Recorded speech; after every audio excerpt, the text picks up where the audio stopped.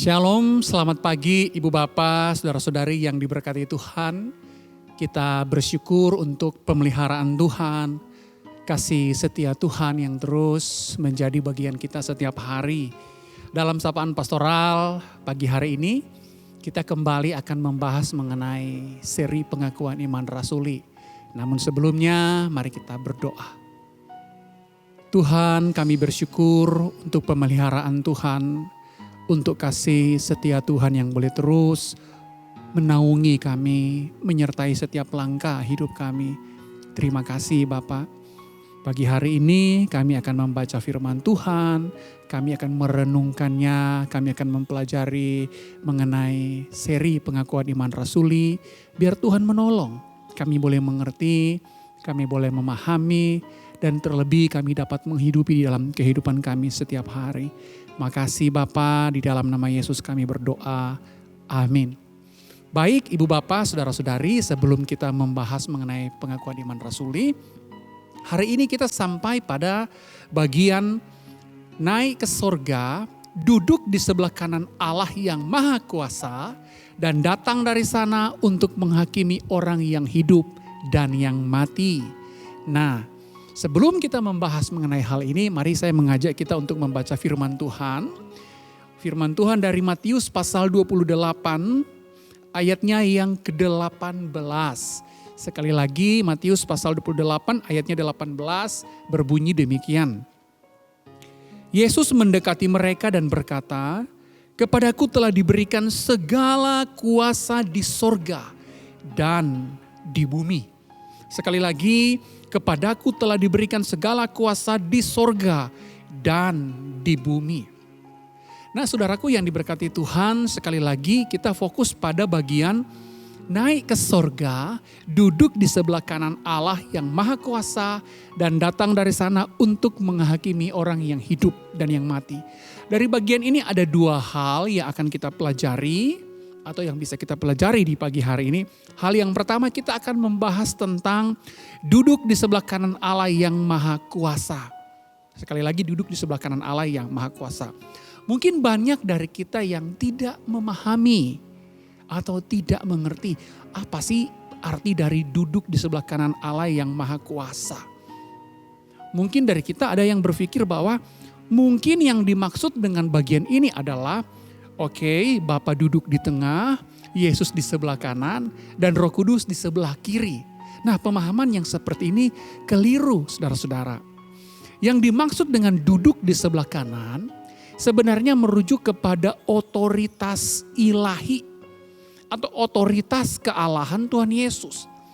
Setelah Tuhan Yesus menyelesaikan semua misinya di dunia, Tuhan Yesus kembali ke sorga dan memerintah atas alam semesta. Dengan kata lain, segala otoritas pemerintahan alam semesta ini sejak saat itu dipegang, dikendalikan, dikontrol oleh Tuhan Yesus. Seluruh dunia, seluruh alam semesta diperintah oleh Tuhan Yesus. Tidak ada Allah lain, tidak ada pribadi yang lain, tidak ada makhluk yang lain yang memerintah, hanya Tuhan Yesus. Apa implikasi praktisnya bagi kehidupan kita? Saudaraku yang diberkati Tuhan, dari hal ini kita seharusnya semakin diteguhkan. Kita semakin dikuatkan. Bahwa yang memerintah hidup ini, hidup kita adalah Allah yang kita percaya. Jika Yesus yang memerintah atas alam semesta, untuk apa kita khawatir secara berlebihan? Untuk apa kita dihantui oleh ketakutan? Hidup kita ada di dalam genggaman dan pemeliharaan Allah. Apa yang harus kita takutkan? Apa yang harus kita khawatirkan? Seperti yang dikatakan Paulus dalam Filipi pasal 4 ayat 6. Janganlah hendaknya kamu khawatir tentang apapun juga. Tetapi nyatakanlah dalam segala hal keinginanmu kepada Allah dalam doa dan permohonan dengan ucapan syukur. Itu yang pertama. Nah yang kedua, kita akan memahami tentang frasa datang dari sana untuk menghakimi orang yang hidup dan yang mati. Sekali lagi, datang dari sana untuk menghakimi orang hidup dan yang mati. Iman Kristen kita percaya bahwa segala sesuatu yang kita perbuat di dunia ini nanti akan dipertanggungjawabkan kelak. Akan ada waktu di mana kita mempertanggungjawabkan segala hal yang kita lakukan. Nah, kapan itu terjadi? Kapan kita akan mempertanggungjawabkan semua itu?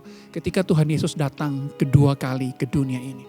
Ketika Tuhan Yesus datang, ia akan menghakimi. Baik orang yang sudah mati terlebih dahulu atau orang yang masih hidup. Semuanya akan dihakimi. Di dalam penghakiman inilah orang yang benar kemudian akan menerima upah hidup yang kekal. Orang berdosa akan dibuang di neraka yang paling gelap. Nah, saudaraku yang diberkati Tuhan, ini berarti kedatangan Tuhan Yesus kedua kali adalah kabar baik bagi kita orang percaya. Karena ketika Tuhan datang, kehidupan kita akan mendapat upah yang sejati. Kita akan ditempatkan di Yerusalem yang baru bagi mereka yang percaya kepada Tuhan Yesus. Sedangkan bagi mereka yang berdosa, mereka yang tidak percaya, mereka akan dibuang ke neraka yang akan disiapkan oleh Allah. Karena itu hal ini seharusnya mendorong kita orang percaya semakin teguh, semakin setia, semakin taat. Apapun yang ada di hadapan kita, apapun yang kita hadapi dalam hidup ini, kita terus percaya, terus setia. Karena kenapa? Kita punya upah yang kekal, yakni hidup bersama dengan Tuhan di Yerusalem yang baru selamanya.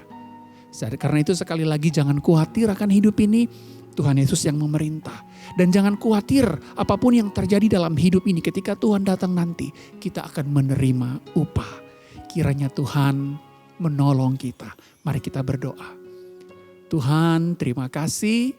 Biarlah ya Tuhan, kehidupan kami boleh setia, boleh teguh, boleh taat kepada Engkau. Tuhan Yesus, kepada Engkau Allah Tritunggal yang memerintah atas hidup ini. Kami mau berserah menyerahkan kehidupan kami hanya ke dalam tangan Tuhan. Terima kasih Bapa, di dalam nama Yesus kami berdoa. Amin. Baik, Ibu Bapak, Saudaraku yang diberkati Tuhan, selamat menjalani hari ini. Mari kita terus mengandalkan Allah yang memerintah terhadap hidup kita. Dan kita terus percaya dan taat. Dan ketika kita taat dan setia, ketika Yesus datang, kita akan mendapat upah yang kekal. Tuhan memberkati kita semua.